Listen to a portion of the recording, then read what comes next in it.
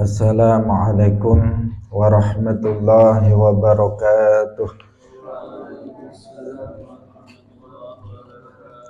Alhamdulillahi rabbil alamin. Lahun ni'matu wa lahul fadlu wa lahul thana'ul hasan. Wassalawatullahi barrir rahim wal malaikatil muqarrabin ala sayyidina wa maulana Muhammadin wa ala alihi wa ashabihi at-tayyibin at-tahirin. Allahumma la sahla illa ma ja'altahu sahla wa anta taj'alul hazna idza syi'ta sahla. Allahumma rzuqna al-ikhlasa fi niyyati wal qawli wal amal wa ba'du. Ila Nabiyil Mustafa sallallahu alaihi wasallam wa ikhwanihi minal anbiya'i wal mursalin wa syuhada'i was salihin, khususan ila sultanil awliya Syekh Abdul Qadir Al-Jilani wa Syekh Ahmad Ar-Rifa'i wa Syekh Baha'iddin An-Naqsyabandi wa Syekhina Abdullah Al-Harari wa ila arwahi jami'i muassisi jam'iyyati Nahdlatul Ulama Syekh Muhammad Hashim Ash'ari wa Syekh Bisri Sansuri wa Syekh Abdul Wahab Hasbuwah wa ila arwahi jami'i ahli al-qubur minal muslimin wal muslimat. Al-Fatihah. A'udzu billahi minasy syaithanir rajim. Bismillahirrahmanirrahim. Alhamdulillahi rabbil alamin. Ar-Rahmanir Rahim. Maliki yaumiddin. Iyyaka na'budu wa iyyaka nasta'in. Ihdinas siratal mustaqim. Siratal ladzina an'amta 'alaihim ghairil maghdubi 'alaihim waladdallin. Amin. Hadirin hadirat kaum muslimin muslimat rahimakumullah. Alhamdulillah, kita bersyukur kepada Allah Subhanahu wa taala. Pagi hari ini Allah Subhanahu wa taala melimpahkan nikmat-nikmatnya kepada kita semuanya, terutama nikmat taufik, karena hanya dengan taufik Allah Subhanahu wa taala kita semuanya bisa kembali bersama-sama dalam pengajian kitab Bulughul Maram min Adillatil Ahkam. Semoga Allah Subhanahu wa taala menerima amal soleh yang kita lakukan dan menganugerahkan ilmu yang bermanfaat barokah fid dunya wal akhirah. Amin ya rabbal alamin. Salawat dan salam semoga tetap terlimpahkan kepada Nabi Agung Nabi Muhammad sallallahu alaihi wasallam, para sahabatnya, keluarganya, serta seluruh umat Islam yang mengikuti beliau ila yaumil qiyamah.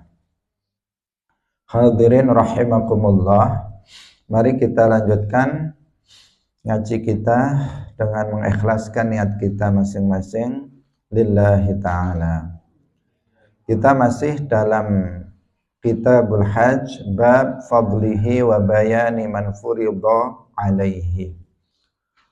Qala al-muallif rahimahullah wa 'an ibni Abbas radhiyallahu anhuma anna an-nabiyya sallallahu alaihi wasallam laqiya rakban bir-rawha faqala manil qawmu qalu al-muslimun faqalu man anta qala rasulullah farafa'at ilaihim ra'atun sabiyyan faqalat ali hadha hajjun qala na'am walaki ajrun. Anna nabiyya satemene Kanjeng Nabi sallallahu alaihi wasallam iku laqiya nemoni sapa Kanjeng Nabi rakban ing rombongan suwiji birauha ing dalem tanah Rauha. Faqala nuli takon sapa Kanjeng Nabi, man utawi sapa iku al-qaumu qaum. Qalu jawab sapa kaum al-muslimun iku al-muslimuna pira-pira wong Islam. Faqalu nulitakan sapa kaum man utawi sapa iku anta sira, man iku sapa anta utawi sira. Qala jawab sapa Kanjeng Nabi, Rasulullahi utusane Allah.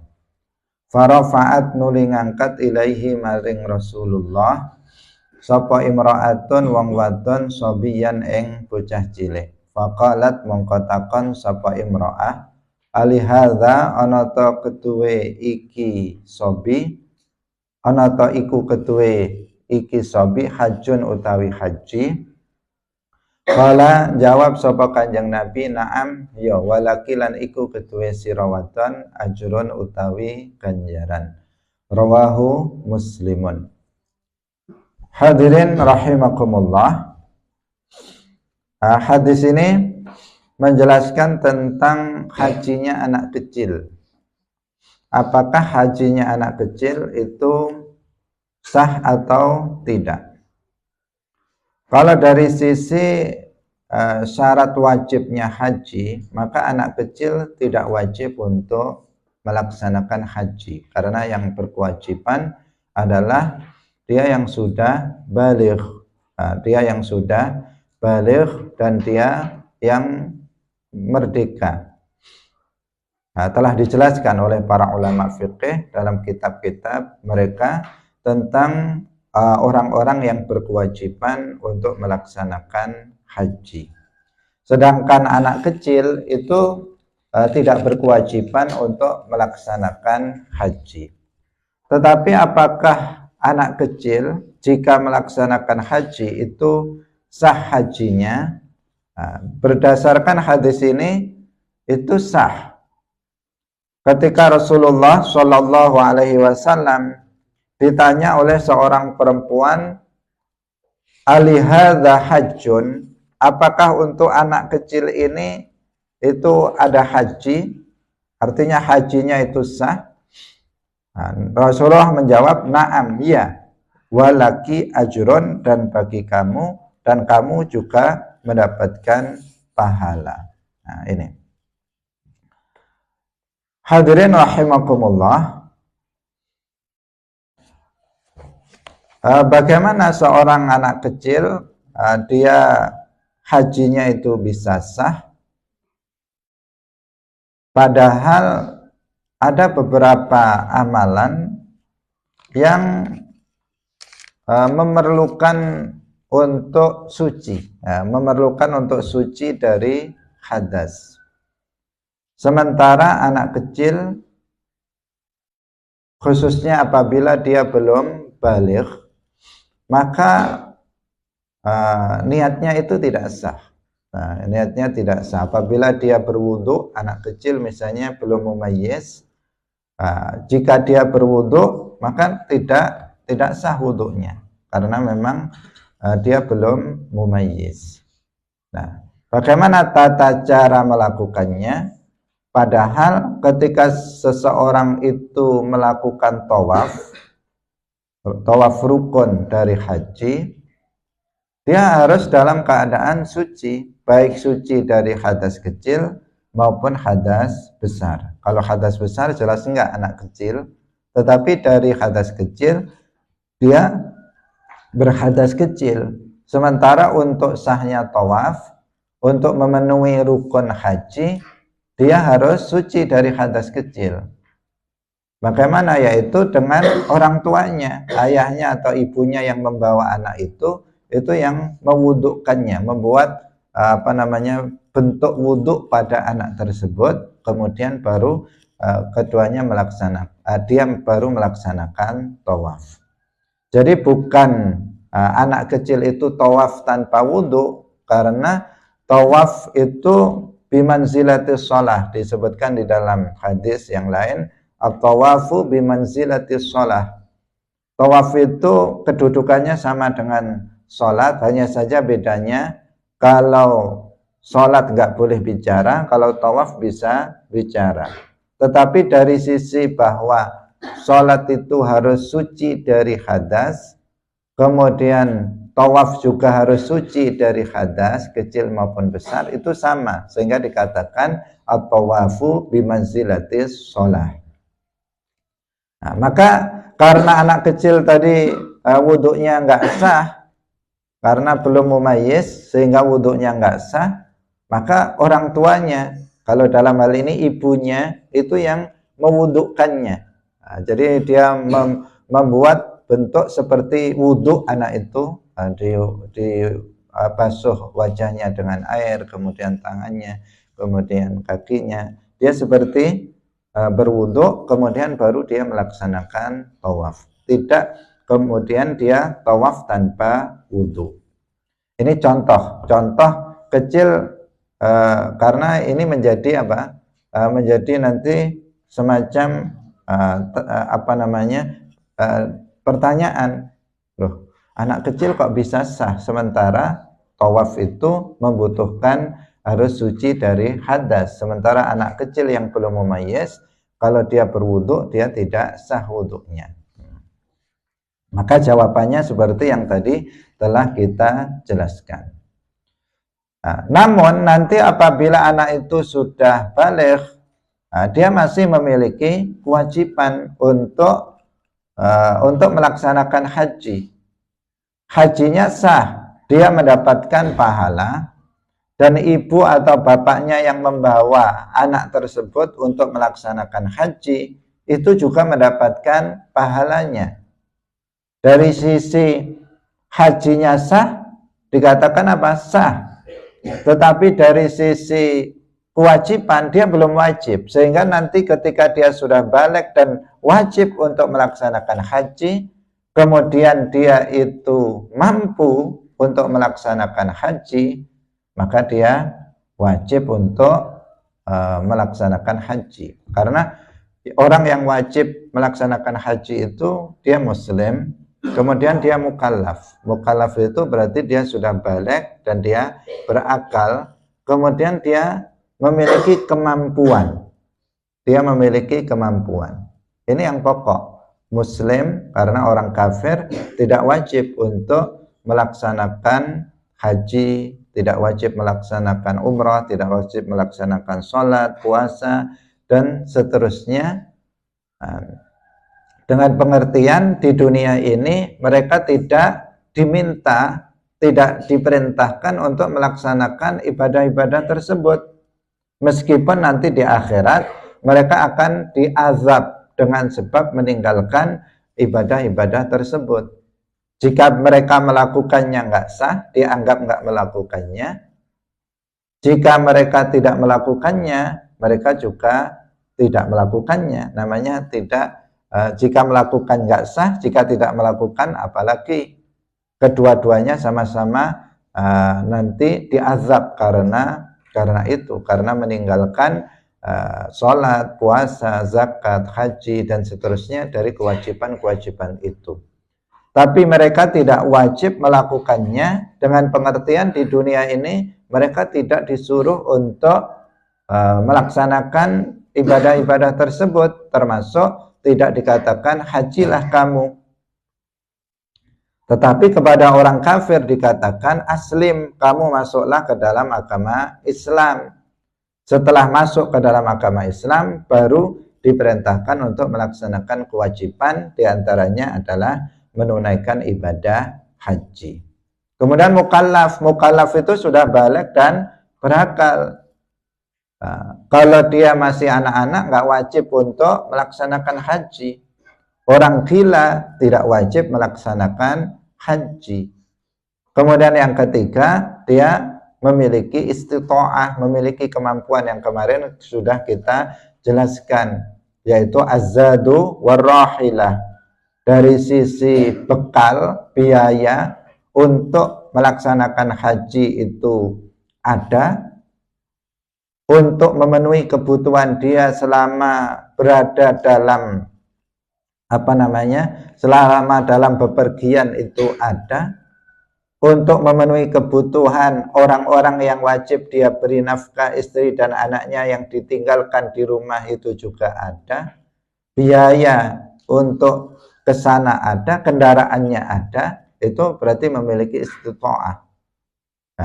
Dan ketentuan lain dalam istita'ah tersebut yang nanti akan disebutkan dalam hadis yang lainnya dan sudah kita jelaskan sebelumnya. Ini orang yang berkewajiban menunaikan ibadah haji. Sementara tadi anak kecil bukan mukallaf karena dia belum baligh, maka dia tidak mukallaf, tidak wajib untuk melaksanakan ibadah haji. Tapi jika dia melakukan ibadah haji, sah ibadah hajinya. Sah ibadah hajinya dan anak itu berpahala.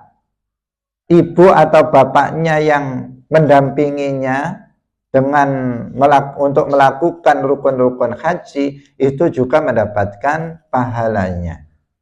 Tapi nanti ketika anak itu sudah baligh, kemudian dia terpenuhi syarat-syarat wajib haji, misalnya dia memiliki istita'ah, maka anak itu masih berkewajiban melaksanakan ibadah haji. Artinya kewajiban hajinya itu tidak gugur dengan dia telah melakukan ibadah haji di saat dia masih kecil. Bisa dipahami ya? Jadi kewajiban dia melaksanakan ibadah haji itu tidak gugur dikarenakan dia sudah melakukannya di waktu dia masih kecil. Memang sudah sah, tapi tidak bisa menggugurkan kewajiban dia nanti ketika dia sudah baligh dan telah memenuhi syarat-syarat wajib haji. Hadirin rahimakumullah. Nah, inilah pendapat jumhur ya, pendapat mayoritas ulama seperti Al-Imam Asy-Syafi'i, Al-Imam Malik dan lainnya yang menyatakan bahwa hajinya anak kecil itu sah.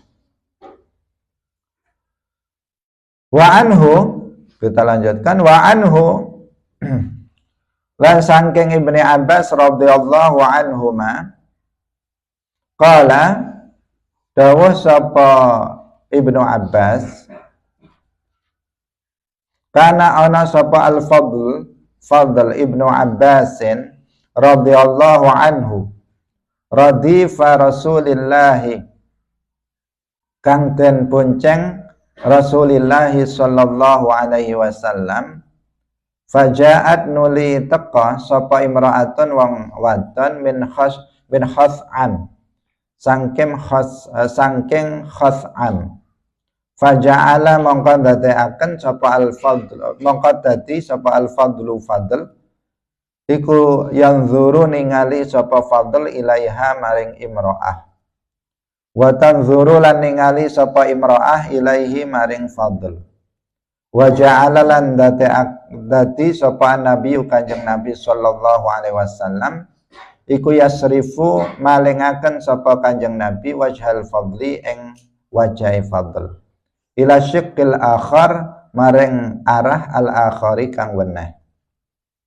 kang liya faqalat nuli ngucap sapa imra'ah ya Rasulullah, utusane Allah, inna faridatallahi satemene kewajibane Allah ala ibadihi ing atase pira-pira kawulane Allah fil haji ing dalam haji iku adrakat wis nemoni apa faridatallah abi ing bapak ingsun syaikhan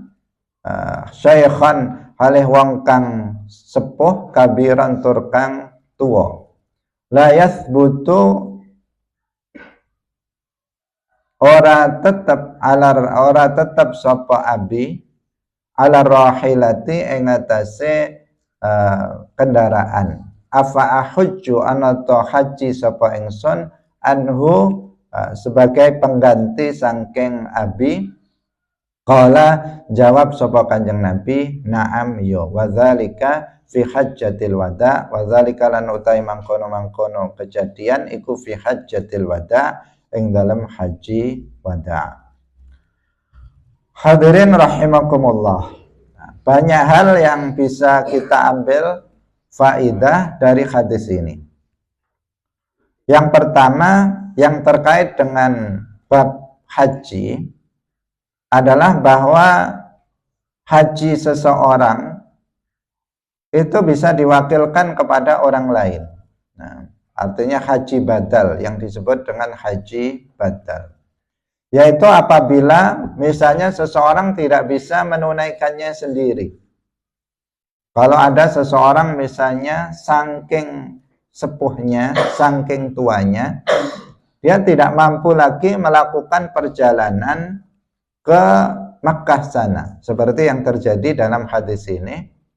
Seorang perempuan dari Khas'am ini bertanya kepada Rasulullah Shallallahu Alaihi Wasallam, saya punya ayah saya itu sangat tua, tetapi dia sudah berkewajiban untuk melaksanakan ibadah haji. Dia sudah berkewajiban untuk melaksanakan ibadah haji di saat beliau itu sudah sangat tua. Dia nggak mampu kalau untuk duduk dalam kendaraan itu dia tidak mampu untuk melakukannya. Apakah aku bisa berhaji menggantikan ayahku itu?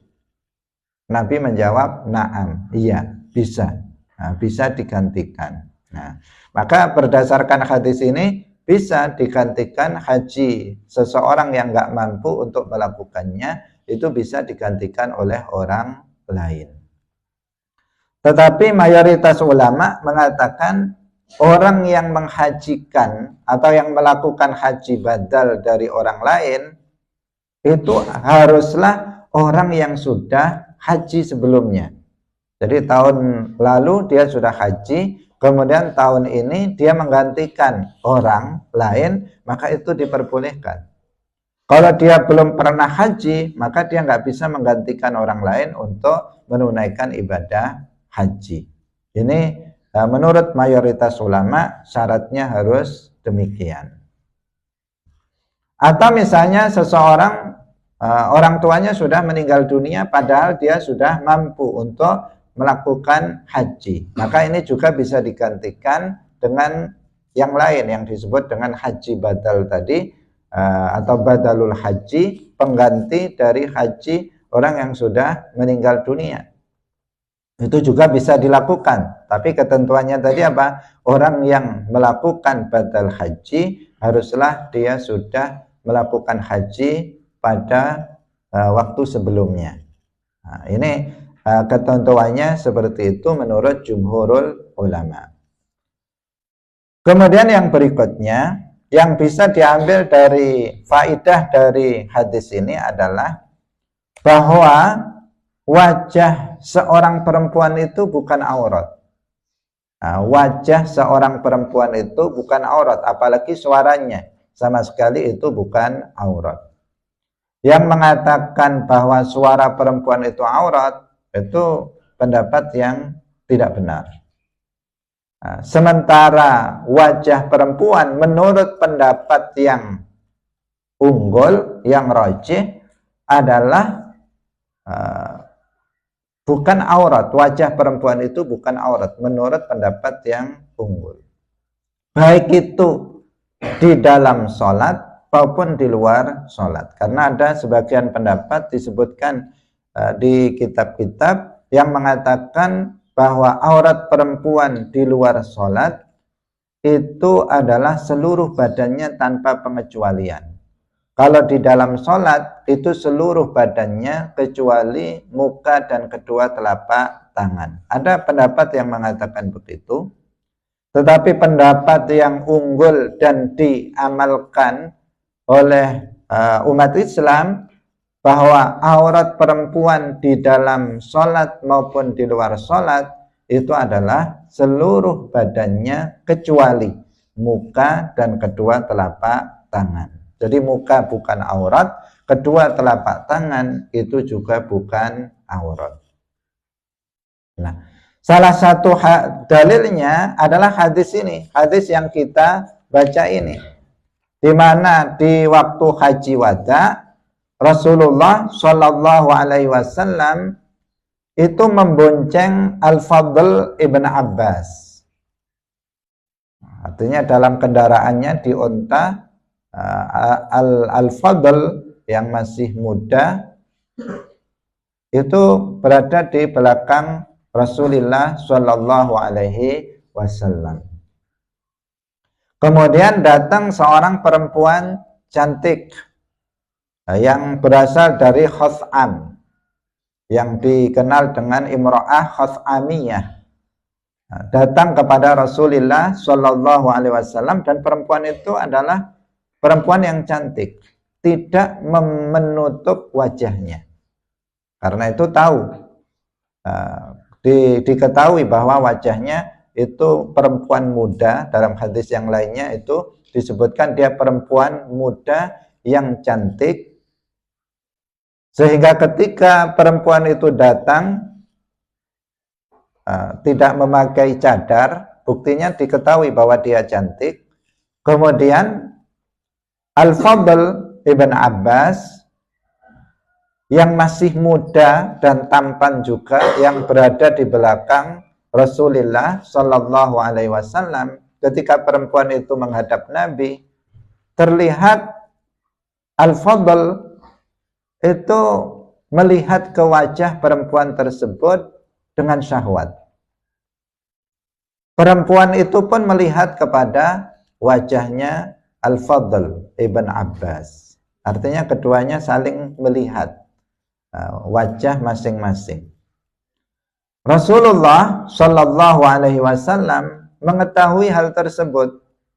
Lihat, Fadl ini udah kayaknya nggak beres. Kemudian apa? Karena melihatnya dengan syahwat. Nabi melihat bahwa dia melihatnya dengan syahwat. Maka Nabi kemudian memalingkan wajah Fadl ke arah yang lainnya. Artinya jangan dilihat. Dipalingkan wajahnya, wajah Al-Fadl ibn Abbas. Maka ini menunjukkan yang pertama tadi, bahwa wajah perempuan itu bukan aurat. Buktinya Nabi tidak memerintahkan kepada perempuan itu untuk menutup wajahnya. Nabi tidak mengatakan tutup wajah kamu, fitnah itu misalnya. Enggak, Nabi enggak mengatakan begitu. Seandainya menutup wajah itu kemaksiatan, seandainya membuka wajah itu kemaksiatan, seandainya membuka wajah bagi perempuan itu sebuah dosa, sebuah kemungkaran, niscaya Nabi orang yang pertama kali mengingkarinya. Pasti Nabi akan mengatakan tutup wajah kamu, pakai cadar. Pasti Nabi akan mengatakan begitu. Tetapi Nabi nggak mengatakan begitu. Nabi sama sekali tidak menyalahkan perempuan tersebut. Nabi sama sekali tidak mengingkari apa yang dilakukan oleh perempuan tersebut.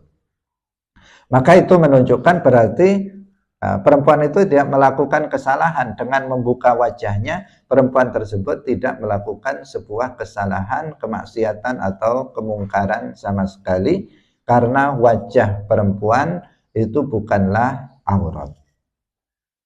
Ini yang pertama. Kemudian kenapa Nabi memalingkan wajah Al-Fadl ibn Abbas? Karena Al-Fadl melihatnya dengan syahwat. Karena pada dasarnya, karena wajah perempuan itu bukan aurat, boleh bagi laki-laki ajnabi untuk melihat wajah seorang perempuan, itu boleh. Karena memang bukan aurat, nggak haram untuk melihat wajahnya. Tetapi jika kemudian melihatnya diiringi dengan syahwat, maka itu menjadi haram. Maka itu menjadi haram. Kalau melihat biasa saja tanpa ada syahwat, maka itu boleh. Kalau melihat pada apa? Pada wajah dan kedua telapak tangan, itu boleh tanpa syahwat. Tapi jika seorang laki-laki melihat wajah perempuan atau melihat kedua telapak tangan perempuan diiringi dengan syahwat, maka hukumnya menjadi haram. Dengan syahwat itu ya dengan dia merasakan sebuah semacam kenikmatan, kelezatan ketika dia melihatnya, maka itu hukumnya haram. Tapi selama nggak ada unsur syahwat ketika melihat wajah atau kedua telapak tangan, maka itu tidak haram. Berbeda kalau yang dilihat itu selain wajah dan kedua telapak tangan, maka itu haram baik dengan syahwat atau tanpa syahwat. Misalnya melihat kakinya, atau melihat rambutnya, atau melihat lehernya, maka itu haram hukumnya bagi laki-laki baik dengan syahwat atau tanpa syahwat, karena bagian yang tadi kita sebut itu adalah bagian aurat bagi seorang perempuan. Jadi bisa dibedakan ya.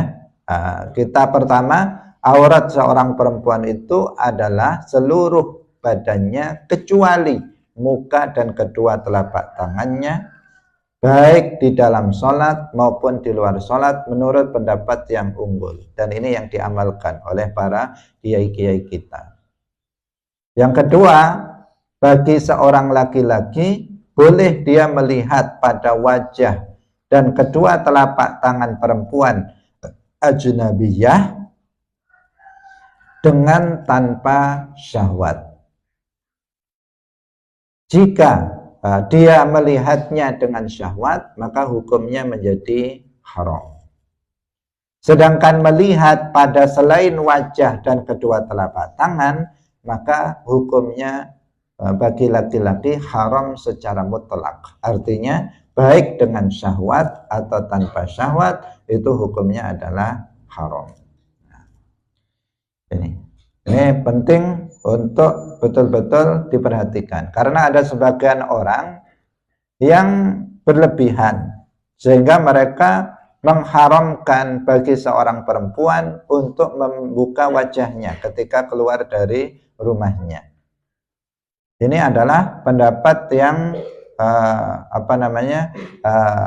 pendapat yang lemah, karena berdasarkan hadis ini yang sedang kita baca ini. Salah satu dalilnya hadis sahih yang sangat kuat.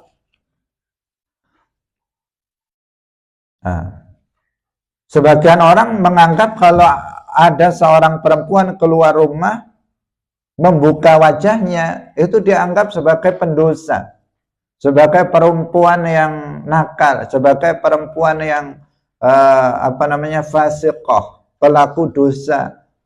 Ada sebagian orang yang sampai menganggap seperti itu, dan itu adalah anggapan yang keliru. Ini yang perlu diwaspadai.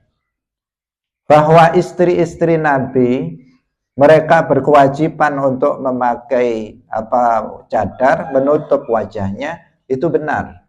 Tapi hukum ini berlaku khusus untuk istri-istri Nabi, tidak berlaku untuk umat perempuan-perempuan dari umat Rasulullah Shallallahu Alaihi Wasallam selain istri-istri Nabi.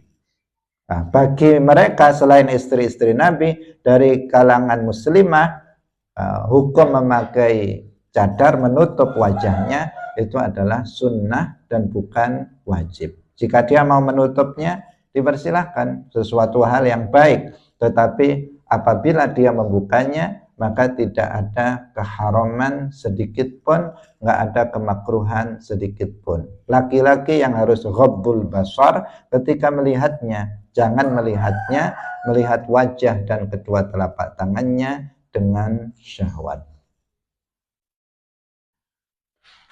Dan juga jangan berlebihan. Berlebihan juga, bahkan ada yang berlebihan tadi mengatakan suara perempuan itu aurat, sehingga perempuan nggak boleh bersuara, harus diam.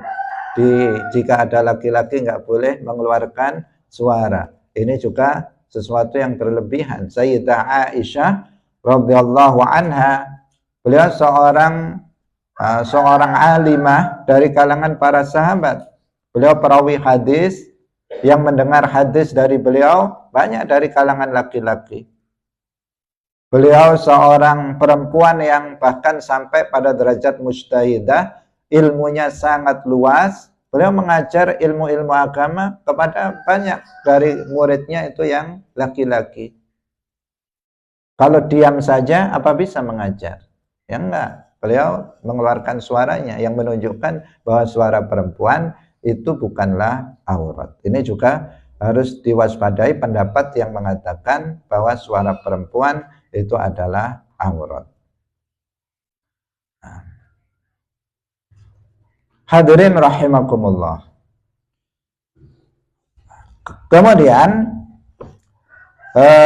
hadis ini juga menunjukkan ketawadhuan, ya, ketawadhuan dari Rasulullah Shallallahu Alaihi Wasallam. Terbukti bahwa beliau naik unta, kemudian beliau membonceng dari putra pamannya. Al-Abbas itu paman Nabi, kemudian beliau membonceng keponakannya yaitu Al-Fadl di belakangnya. Ini menunjukkan ketawadhuan beliau, kerendahan hati dari Rasulullah Shallallahu Alaihi Wasallam.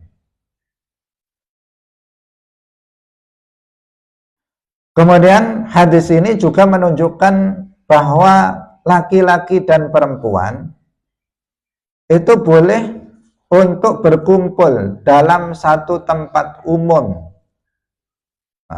Yang namanya ikhtilat itu tidak mutlak haram, seperti yang dipahami oleh kelompok Wahabi. Kalau orang Wahabi misalnya di sini di satu ruangan ini ada laki-laki, ada perempuan, meskipun tujuannya itu untuk belajar ilmu agama, tidak ada tujuan yang maksiat, menurut orang Wahabi mutlak haram. Jadi kalau misalnya santrinya putri, maka yang ngajar harus putri. Santrinya putra, yang ngajar harus putra. Nggak boleh ada guru putri ngajar putra atau guru putra ngajar putri, karena itu ada ikhtilat. Kata mereka ada berkumpulnya laki-laki dan perempuan dalam satu tempat. Nggak boleh menurut mereka. Nah, pendapat itu juga tidak benar. Nah, tidak benar. Kenapa? Nabi di sini ada Nabi Fadl, kemudian ada perempuan di tengah-tengah di situ, nggak ada masalah. Nabi tidak mengingkari apa yang terjadi, yaitu berkumpulnya antara kaum laki-laki dan kaum perempuan. Jadi ikhtilat, berkumpulnya laki-laki dengan perempuan dalam satu tempat, itu para ulama merinci hukumnya. Ada kalanya haram, ada kalanya boleh. Jika dalam pertemuan atau berkumpulnya laki-laki dan perempuan itu ada unsur-unsur yang maksiat, maka baru haram. Tapi jika tidak ada unsur maksiatnya, maka tidak haram. Ada unsur maksiatnya itu seperti apa? Misalnya ada perkumpulan laki-laki dan perempuan, kemudian perempuannya ada yang membuka aurat misalnya. Jadi ada pertemuan laki-laki perempuan, kemudian ada yang membuka auratnya. Maka pertemuan itu menjadi haram karena ada unsur maksiat di dalamnya. Ini yang pertama. Yang kedua, unsur maksiat misalnya dalam pertemuan itu ada persentuhan kulit laki-laki dengan perempuan.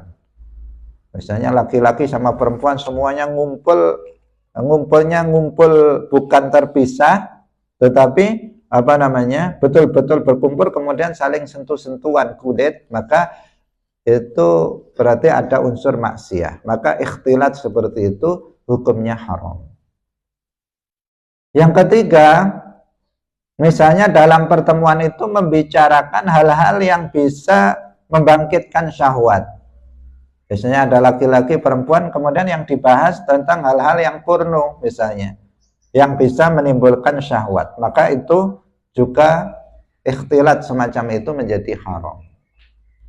Atau yang keempat, laki-laki sama perempuan itu cuman berduaan saja. Laki-lakinya satu, perempuannya satu, dalam satu tempat, di tempat sepi yang nggak ada orang ketiga yang yang disegani, tidak ada orang ketiga yang disegani. Maka ikhtilat seperti itu hukumnya juga haram. Selama nggak ada 4 unsur ini, maka ikhtilat itu hukumnya wajib. Hukumnya boleh. Hukumnya boleh, sabqul lisan. Ya. Hukumnya adalah boleh. Misalnya seperti ini, yang kita lakukan dalam majelis ilmu. Yang perempuan di sebelah sana, yang laki-laki di sebelah sini. Atau yang laki-laki di depan, yang perempuan di belakang. Semuanya menutup aurat. Nggak ada satupun yang nggak menutup aurat. Kemudian kita bukan hanya berdua, tetapi kita laki-lakinya banyak, perempuannya juga banyak. Kemudian yang kita bahas bukan hal-hal porno, tetapi yang kita bahas adalah ilmu agama. Ilmu agama. Kemudian nggak ada persentuhan kulit antara laki-laki dan perempuan. Maka unsur maksiatnya nggak ada. Maka ikhtilat seperti ini itu hukumnya boleh. Hukumnya apa? Boleh. Meskipun nggak ada satir, nggak ada penutup antara jamaah laki-laki dan jamaah perempuan. Terkadang kan ada yang ngasih satir. Kalau mau dikasih satir ya nggak apa-apa. Nggak dikasih satir juga nggak apa-apa. Itu kan hanya biar fokus saja. Kalau nggak dikasih satir itu biar fokus. Biar nggak perempuan nggak lihat yang laki-laki, yang laki-laki lihat perempuan. Akhirnya nggak fokus pelajaran, tapi lihat-lihatan misalnya. Itu kan jadi nggak fokus pelajarannya. Nah, itu di situ. Tapi dari sisi keharamannya, kalau tidak dikasih satir juga nggak masalah. Tapi tadi ketentuannya nggak boleh ada kemaksiatan di dalamnya. Kalau kemudian ada salah satu laki-laki lihat perempuan kemudian ada syahwat, ya dia secara pribadi dia jatuh pada dosa. Atau sebaliknya perempuan ada yang melihat yang laki-laki kemudian dengan syahwat, maka dia secara individu dia yang berdosa, bukan perkumpulan ini yang yang ada dosanya, enggak. Nah, ini yang moderat ya, ajaran yang telah dijelaskan oleh para ulama, dan ini berdasarkan hadis dari Rasulullah Shallallahu Alaihi Wasallam yang sedang kita bahas. Ada laki-laki, ada perempuan dalam satu tempat. Dan perempuan itu datang kepada Nabi, bertanya kepada Nabi Shallallahu Alaihi Wasallam tentang masalah haji dari ayahnya yang tidak mampu untuk melakukannya. Hadirin rahimakumullah, hadis ini juga menunjukkan tentang kewajiban ingkarul mungkar dengan tangan apabila seseorang itu mampu. Kalau kita melihat tadi, apa yang dilakukan Nabi ketika melihat Al-Fadl Ibn Abbas itu melihat perempuan Khuthamiyah itu dengan syahwat. Ketika terlihat Fadl melihat wajahnya dengan syahwat, Nabi kemudian memalingkan wajahnya, pakai tangan. Nggak ngomong, jangan kamu lihat begitu, nggak ngomong. Tapi Nabi langsung pakai tangan. Nah, pakai tangan dipalingkan. Itu tahapan ingkarul mungkar yang pertama, sesuai dengan hadis yang lain, marra'a minkum mungkaran falyughayyirhu biyadihi fa illam yastati' fa bilisanihi fa illam yastati' fa biqalbihi wa dzalika adhaful iman. Barang siapa yang mengetahui sebuah kemungkaran, maka hendaknya dia untuk merubahnya dengan tangannya. Apabila dia tidak mampu, maka dengan lisannya. Apabila dia tidak mampu, maka dengan hatinya, dengan membenci perbuatan maksiat itu dalam hatinya. Dan itu adalah batas minimal yang wajib dilakukan oleh seorang muslim ketika mengetahui adanya sebuah kemungkaran. Jadi Nabi melakukannya, langsung melakukan mencontohkan bagaimana mengingkari sebuah kemungkaran. Meskipun kemungkaran itu adalah maksiat shaghirah yang dilakukan Fadl Ibn Abbas, kemaksiatan kecil, dosa kecil, di mana dia melihat perempuan, wajahnya lagi bukan auratnya, melihat wajah, kemudian ada syahwat, kemudian dipalingkan oleh Nabi untuk mengingkari sebuah kemungkaran dengan tangan, biyadihi. Karena Nabi bisa melakukannya, mampu untuk melakukannya, maka beliau melakukan ingkarul mungkar dengan tangannya. Dan itu juga yang harus wajib kita lakukan ketika kita mengetahui kemungkaran, sebuah kemungkaran, dan kita mampu untuk mengingkarinya dengan tangan kita. Misalnya kita memiliki kemampuan untuk ingkarul mungkar dengan tangan apabila kemaksiatan itu dilakukan oleh istri dan anak-anak kita, karena kita memiliki kekuasaan di dalam rumah tangga, maka itu wajib kita lakukan.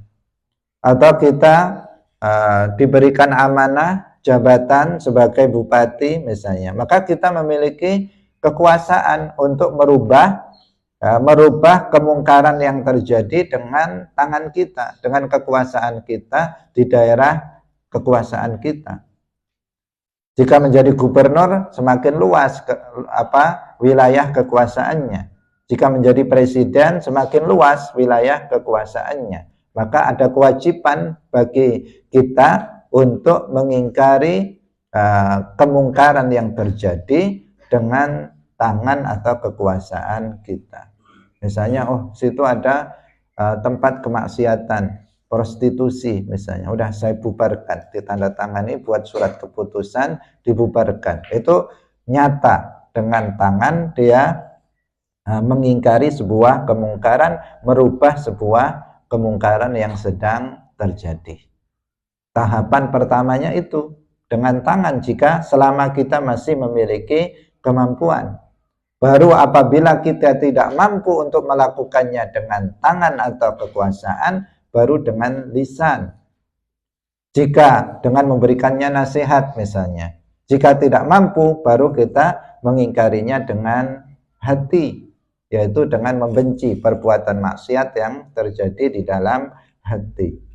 Itu adalah bukan pilihan, tetapi dilakukan secara berurut. Apabila selama seseorang itu mampu dengan tangan, nggak boleh dia mengingkarinya dengan lisan.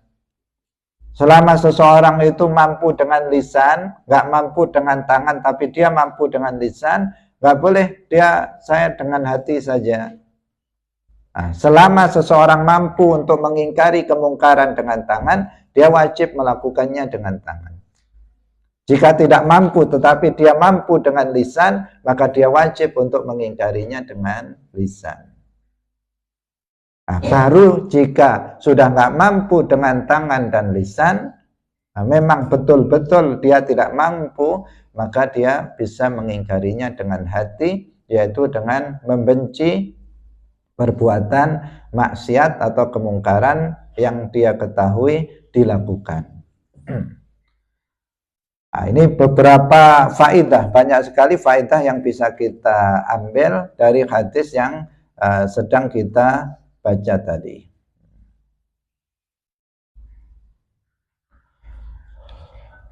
Kemudian kalau berkaitan haji tadi, tentang badal haji itu diperbolehkan, yaitu menggantikan haji orang lain. Ketentuannya tadi dia sudah pernah haji. Kemudian juga menunjukkan bahwa seorang perempuan bisa menggantikan laki-laki. Nah, ini kan bapaknya tadi, laki-laki yang nggak mampu untuk haji, dalam pengertian sebenarnya sudah punya istita'ah, tetapi dia nggak kuat untuk naik kendaraan, sehingga digantikan oleh putrinya, oleh seorang perempuan. Berarti seorang perempuan bisa menggantikan haji seorang laki-laki.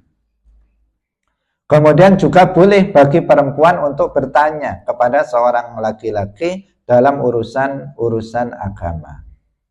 Nah, jika ada seorang perempuan misalnya memiliki permasalahan seputar agama, ada hal-hal yang dia belum paham berkaitan dengan permasalahan-permasalahan agama, maka perempuan itu boleh bertanya kepada seorang guru yang laki-laki, istifta, atau meminta bertanya tentang sesuatu, apalagi sesuatu yang dia alami, sesuatu yang dia sedang mengalaminya sementara dia nggak tahu apa hukumnya dan bagaimana tata cara melakukannya, maka dia boleh untuk bertanya kepada laki-laki.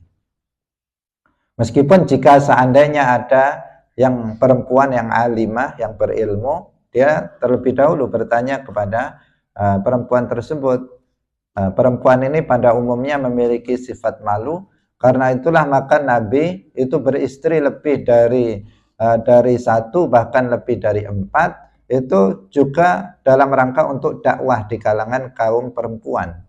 Kaum perempuan yang mereka malu untuk bertanya, malu untuk belajar kepada kaum laki-laki, mereka bisa datang kepada istri-istri Nabi untuk bertanya tentang permasalahan agama.